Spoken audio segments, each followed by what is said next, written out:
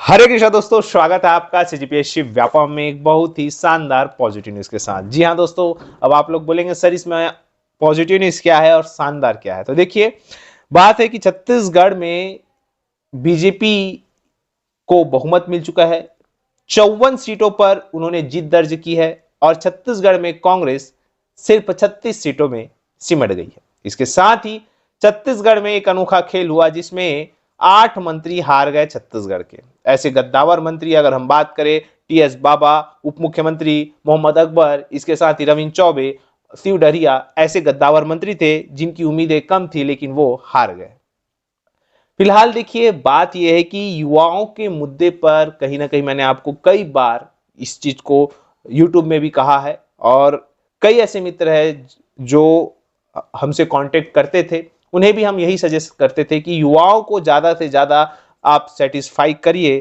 पर हुआ यही कि युवा 2019 से, जब से ये गवर्नमेंट आई थी, लगभग 2023 तक कोई भी भर्ती नहीं अच्छे से हो पाई और अधिकतर भर्तियों में भ्रष्टाचार के आरोप लगते रहे और इसके साथ ही भर्तियों का जो एक प्रकार से फ्लुएंसी है वो रुक सा गया था और इसी वजह से 45 से 50 लाख युवा वोटर्स जो है वो एक तरफा बीजेपी के साइड चले गए और बीजेपी को जमकर वोट किया। और आज उनकी स्थिति ऐसी है बीजेपी की, जो न 2003 में थी, न 2008 में थी, न 2013 में थी और न ही 2018 में थी।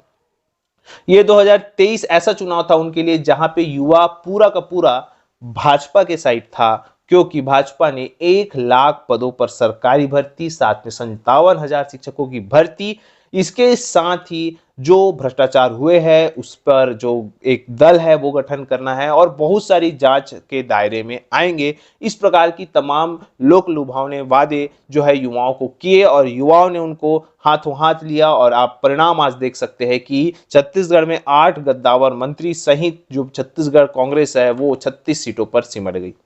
ये एक बहुत चिंतन का विषय है कि कांग्रेस ने आखिर किसानों के लिए इतना कुछ किया, सभी वर्गों के लिए इतना कुछ किया, लेकिन आप देख रहे हैं न ही कर्मचारी खुश थे, न ही युवा खुश थे। इसके अलावा महिलाओं का एक बहुत बड़ा वोट बैंक, 1000 महतारी वंदना योजना रुपए के लिए कहीं ना कहीं भाजपा को एक बहुत बड़ा गेम चेंजर साबित हो गया।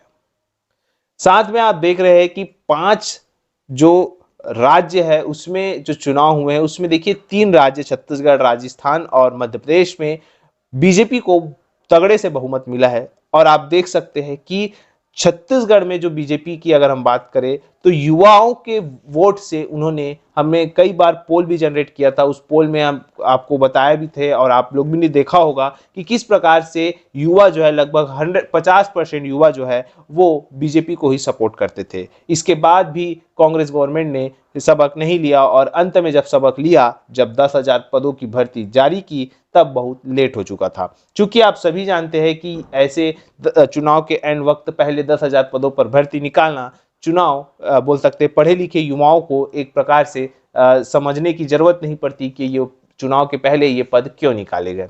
लेकिन जाहिर सी बात है, हम किसी भी पार्टी के पक्षधर नहीं है, लेकिन हाँ ये है कि युवाओं के मुद्दे को बीजेपी ने उठाया और बिल्कुल युवाओं ने जो है बीजेपी को भरपूर वोट दिया और उसी का परिणाम है कि बीजेपी आज 54 सीटों पर जो है जीत चुकी है और इसके साथ ही अब वो सरकार बनाने जा रही है। इसके साथ ही अगर हम देखें तो बहुत ही गद्दावर जो नेता है पूर्व आईएएस ओपी चौधरी सर, उनको भी विधायक बन चुके हैं। अब विधायक के साथ साथ जिस प्रकार से केंद्रीय गृह मंत्री ने उन्हें बहुत बड़ा आदमी बनाने का एक बोल सकते हैं वक्तव्य दिया था सभी सार्वजनिक मंचों से, तो अब ये देखने वाली बात है कि क्या उनके सामने मंत्री लगता है या मुख्य लगता है, ये तो देखने वाली बात है। लेकिन जैसे ही ये सरकार में शामिल होंगे तो जाहिर सी बात है पीएससी और व्यापम की कार्यप्रणाली में अच्छा खासा अंतर आएगा और आने वाले समय में जो उम्मीदें युवाओं ने बीजेपी से लगाई है, चाहे वो आप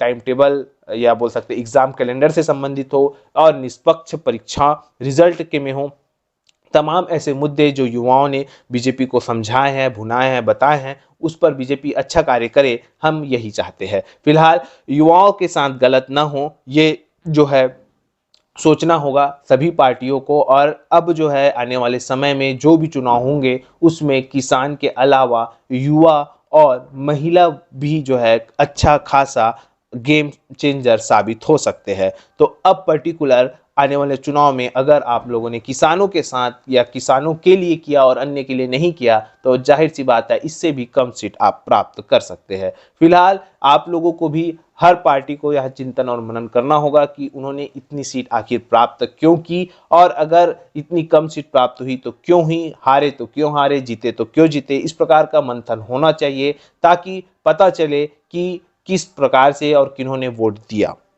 फिलहाल अच्छी और बोल सकते हैं बुरी बात दोनों ये है। अच्छी बात उन लोगों के लिए है जो वैकेंसियों का इंतजार कर रहे हैं, निष्पक्ष भर्तियों का इंतजार कर रहे हैं, और बुरी खबर उन लोगों के लिए है जो पैसा दे के नौकरी लगे हैं। किसी भी संस्था में पैसा दे के अगर नौकरी लगे हैं तो उन लोगों के लिए अब खतरे की घंटी बजना स्टार्ट हो चुकी है, और आने वाले समय में हो सकता है कुछ घपले और कुछ भ्रष्टाचार के मामले उजागर हो कि किन भर्तियों में कितना भ्रष्टाचार होकर सिलेक्शन हुआ है। ये तो देखने वाली बात है। फिलहाल वीडियो यहीं तक, और भी कल जो है पॉजिटिव न्यूज़ सुनने के लिए आप लोग बिल्कुल वेट करिए, और कल एक शानदार पॉजिटिव न्यूज़ के साथ हम आएंगे। फिलहाल आज हम बाहर थे इस वजह से वीडियो नहीं आ पाया। वीडियो यहीं तक, आशा करता हूँ कि आपको वीडियो अच्छा लगा होगा। अगर वीडियो अच्छा लगा तो इसे ज़्यादा से ज़्यादा तक शेयर, लाइक और सब्सक्राइब जरूर करें। वीडियो देखने के लिए आप सभी को बहुत बहुत धन्यवाद। इसके साथ ही अब आप लोग पढ़ाई में जुट जाइए, क्योंकि 10,000 पद तो निकल चुके हैं और पद बढ़ भी सकते हैं, क्योंकि 1,00,000 पद आगामी लोकसभा चुनाव हैं और सारी पार्टियां युवाओं को अपने कब्जे में करने में जुटेगी। तो फिलहाल वीडियो यहीं तक।